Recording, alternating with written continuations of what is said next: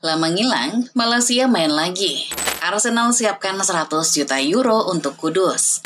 Madrid pantau 2 bek AS Roma. Pelatih Lazio dilarikan ke rumah sakit. Jepang takut sama atmosfer GBK.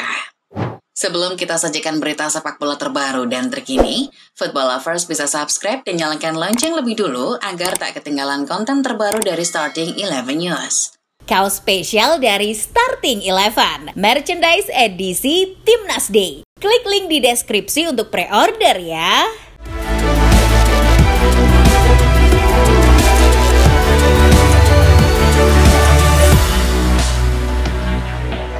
Setelah hampir 2 musim gak kelihatan, Tyrell Malaysia akhirnya kembali bermain untuk Manchester United. Pemain asal Belanda itu tidak bermain langsung di skuad senior, melainkan di tim muda United. Dilansir situs resmi Manchester United, bek sayap itu sudah tidak tampil untuk United sejak Mei 2023 karena cedera jangka panjang.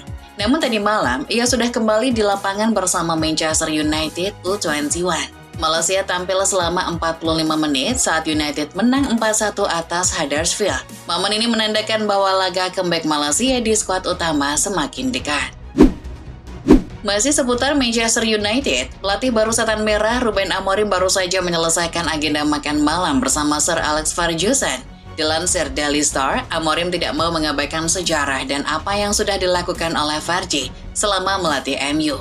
Dirinya melakukan pertemuan untuk membahas sedikit tentang budaya Manchester United, sejarah klub di masa lalu, dan meminta sedikit nasihat dari pria asal Skotlandia itu.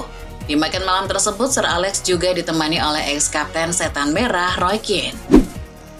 Bergeser ke London, Arsenal dikabarkan sangat berminat pada bintang West Ham United, Muhammad Kudus.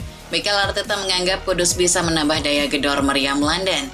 Dilansir Football Transfers, Arteta dinilai sudah muak dengan penyerang-penyerangnya yang kurang tajam.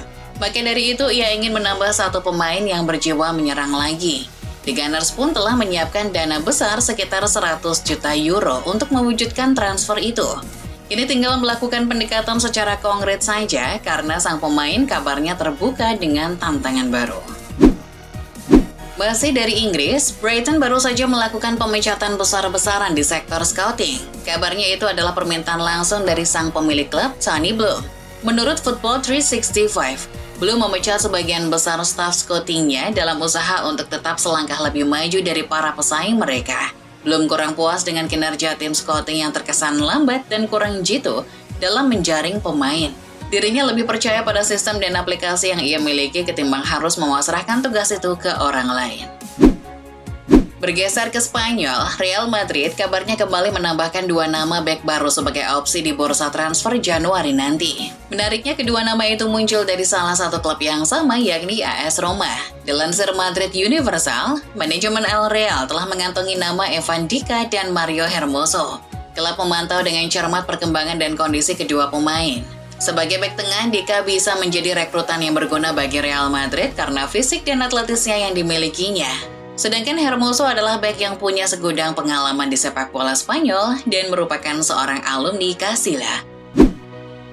Masih seputar Real Madrid, klub yang bermarkas di Santiago Bernabeu itu akan memainkan final Piala Dunia antar klub yang kini lebih dikenal sebagai Piala Interkontinental pada 2024 pada tanggal 18 Desember. Venue yang dipilih adalah Stadion Lusail di Qatar. Dilansir Managing Madrid, tiket baru bisa dibeli pada tanggal 21 November mendatang, mengingat lawan Madrid belum ditentukan. Dalam laga ini, Madrid dikabarkan tak akan datang dengan skuad terbaik. Mereka tidak akan mengambil resiko mengingat sudah banyak pemain yang mengalami cedera. Bergeser ke Barcelona, Ansu Fati yang dulu sempat diprediksi bakal jadi the new Lionel Messi, kini nasibnya semakin mengkhawatirkan. Dilansir Football Espana, Fati semakin terbenam dan tak memiliki ruang di skuad utama asuhan Hansi Flick. Awalnya Flick menginginkan Fati sebagai pelapis Lamine Yamal, namun Fati tak menunjukkan perkembangan yang signifikan. Hansi Flick pun lebih memprioritaskan Pau Victor ketimbang dirinya. Meski baru didatangkan dari Girona, Victor dinilai lebih cepat berkembang dan menyatu dengan tim ketimbang Fati. Kini Fati cuma pilihan ketiga atau keempat di posisi sayap Barca. Misteri tentang siapa yang akan menggantikan Ivan Juric di kursi kepelatihan AS Roma kabarnya mulai terpecahkan. Bukan Roberto Mancini apalagi Graham Potter. Roma justru dikabarkan meraih kesepakatan dengan Claudio Ranieri. Dilansir Foot Italia, Ranieri sebetulnya sudah memutuskan pensiun, tapi karena yang memanggil Roma, ia tak keberatan untuk kembali mengambil pekerjaan. Roma memilih Ranieri karena ia adalah sosok yang berpengalaman, punya ilmu manajemen sepak bola yang bagus, dan yang terpenting punya hubungan baik dengan klub dan fans. Mengingat Ranieri pernah 2 kali melatih Roma di masa lalu. Kabar kurang mengenakan justru dialami oleh rival sekota, Lazio. Foot Italia mengabarkan bahwa pelatih Lazio Marco Baroni baru saja dilarikan ke rumah sakit usai menikmati santap malam bersama keluarganya. Menurut laporan, saat makan malam di restoran sekitar Gubbio, Baroni tiba-tiba merasa tidak enak badan, mengalami sakit perut yang parah. Situasinya cukup serius hingga memerlukan ambulan. Setelah diperiksa, dokter mendiagnosis Baroni mengalami kongesti perut. Untungnya, setelah mendapat perawatan yang tepat, kondisi sang pelatih membaik dengan cepat. Masih dari sepak bola Italia, Genoa melakukan gebrakan yang sangat menarik dengan menggandeng legenda gulat Undertaker. Dilansir Football Italia, pensiunan pegulat profesional itu sangat populer di kalangan pemuda Italia generasi 90-an. Rossoblu pun memanfaatkan aura mengerikannya untuk mempromosikan jersey ketiga yang dikampanyekan sebagai sisi gelap Genoa. Seragam baru Genoa yang berwarna hitam dengan aksen emas pun seakan menambah aura kegelapan dari The Undertaker. Pindah ke Prancis, mantan striker AS Monaco dan Sevilla, Wissam Ben Yedder, dikabarkan telah dijatuhi hukuman 2 tahun penjara. Dilansir ESPN, hukuman tersebut terkait Ben Yedder yang melakukan pelecehan seksual terhadap seorang wanita pada bulan September kemarin. Selain kasus itu, Ben Yedder juga mengantongi beberapa tuduhan lain, seperti mengendarai mobil sambil mabuk dan berkelakuan tidak pantas terhadap wanita lainnya.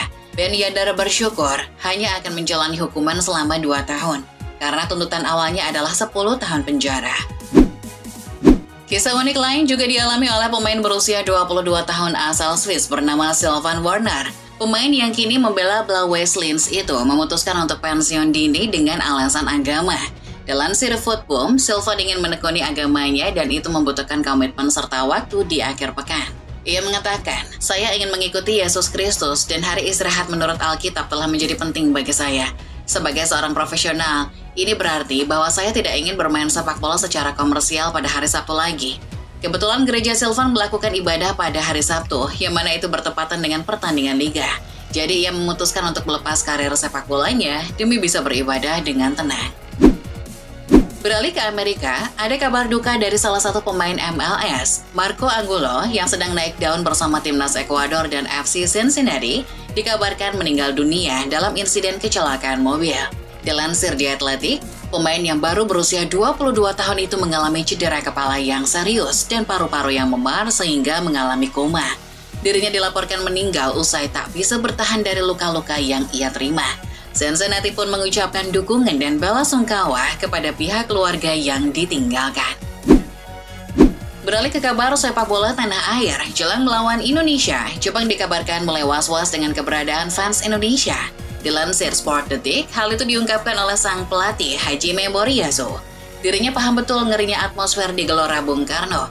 Dukungan supporter bakal menjadi pemain ke-12 skuad Garuda dan bisa menyengat skuad Samurai Biru. Moriyasu pun meminta para pemainnya harus kuat dulu secara mental jelang kick-off Jumat nanti.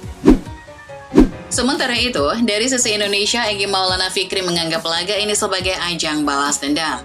Dilansir Sport Detik, timnas Indonesia pernah gagal lolos ke Piala Dunia U20 2019 karena dikalahkan Jepang U19.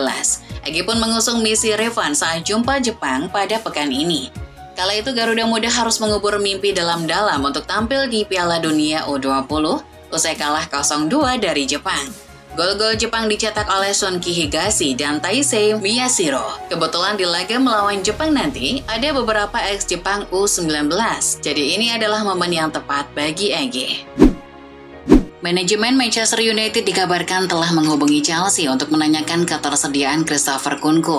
The Sun mengabarkan bahwa pemain berusia 26 tahun itu tidak senang dengan kurangnya menit bermain selama di Chelsea. Situasi ini pun akan dimanfaatkan United pada Januari nanti.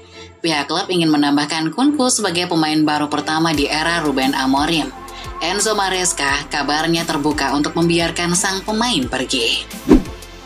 David Moyes dikabarkan akan segera kembali melatih. Hal itu dibuktikan dengan banyaknya ketertarikan dari klub-klub Inggris kepadanya. Dilansir The Sun, setidaknya ada 4 klub kasta tertinggi Liga Inggris yang mengantri untuk mendapatkan servis pria asal Skotlandia itu. Klub yang telah menghubunginya antara lain Wolves, Southampton, Leicester City, dan Crystal Palace. 2 klub teratas adalah Wolves dan Leicester. Mereka begitu menginginkan perubahan di paruh kedua musim 2024-2025. Menjelang jeda internasional musim dingin, Liverpool mulai mengambil ancang-ancang untuk mendatangkan pemain baru. Kabarnya lini belakang jadi salah satu sektor yang harus ditingkatkan.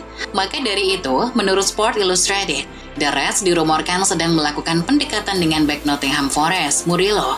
Manajemen Liverpool kabarnya kagum dengan performa pemain asal Brasil itu. Pemain berusia 22 tahun ini telah memainkan peran kunci di awal musim yang luar biasa. Selain itu, Liverpool menilai Murillo sebagai bek yang handal dalam menguasai dan mendistribusikan bola. Itu sangat cocok dengan kriteria yang dicari. Beberapa hari lalu, Christian Romero dirumorkan bakal jadi salah satu target Real Madrid di bursa transfer Januari nanti. Pihak Spurs yang mendengar berita ini pun telah merespon. Dilansir Football Espana, Spurs tidak berkenan untuk melepaskan Romero. Mereka merasa Romero adalah bagian penting dari skuad Ange Postecoglou. Pihak klub bahkan siap menaikkan nilai kontrak, gaji, dan klausul pelepasan Romero demi memagari sang pemain dari ketertarikan El Real. Sikap Spurs yang enggan bernegosiasi lebih lanjut pun sepertinya tidak dianggap sebagai masalah serius bagi Real Madrid, karena klub ibu kota Spanyol itu telah mengantongi banyak nama sebagai opsi lain. Salah satu yang muncul ke media adalah Jonathan Tah dari Bayer Leverkusen. Dilansir Madrid Universal, Madrid sangat serius untuk mengejar Tah. Kontrak sang pemain yang akan habis pada akhir musim nanti membuat Madrid yakin bahwa mendapatkan Tah akan lebih mudah ketimbang Christian Romero. Bergeser ke Serie A, ada talenta milik Genoa yang kabarnya jadi rebutan 2 klub Inggris, Brighton dan Brentford.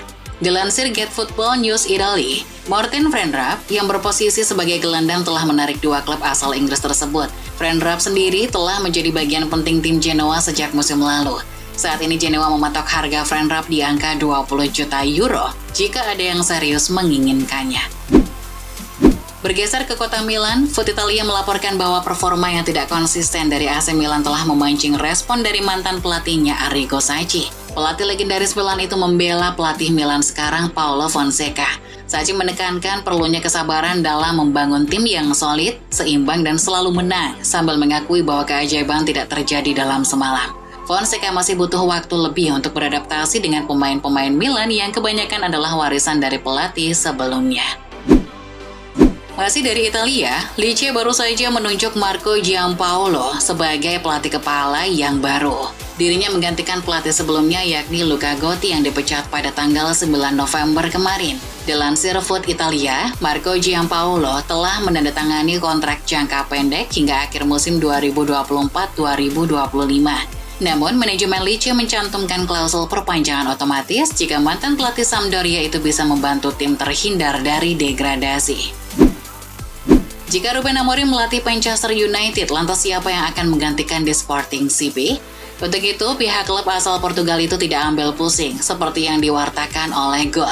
Satu lagi mantan rekan Cristiano Ronaldo di timnas Portugal menjadi penerus pelatih klub raksasa. Dia adalah João Pereira. Sebelumnya Pereira menjabat sebagai pelatih di Sporting B. Setelah menunjukkan kinerja yang mengesankan di skuad muda, Sporting akhirnya menunjuknya untuk menjadi pelatih utama untuk menggantikan Amorim. Sementara itu dari sepak bola Asia Tenggara, winger timnas Malaysia Arif Aiman Hanapi terancam hukuman berat terkait pemukulan terhadap pemain lawan, Tommy Mawat. Dilansir CNN Indonesia, insiden pemukulan tersebut terjadi dalam pertandingan Perak FC versus Johor Darul Takzim di lanjutan Liga Super Malaysia.